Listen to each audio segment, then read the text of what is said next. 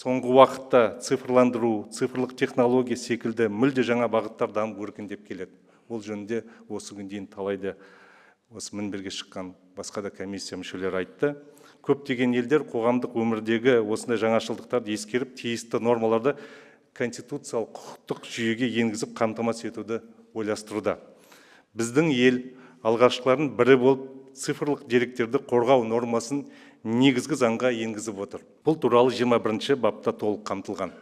Яғни сол 21-ші баптың 1-ші тармағында жеке өмірге қол сұқпау құқығына, жеке және отбасы құпиясын болу құқығына, цифрлық технологияларды қолдануды қоса алғанда дербес деректерді заңсыз жинаудан, өңдеуден, сақтаудан және пайдаланудан қорғау құқығына заңмен кепілдік беріледі деп жазылған.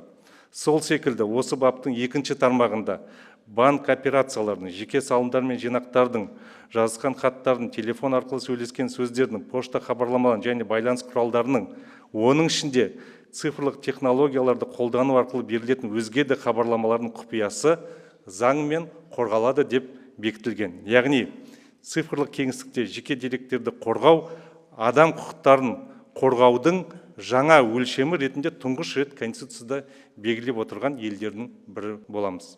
Бұл жаңа Конституцияның болашаққа бағытталған тағы бір дәлелі.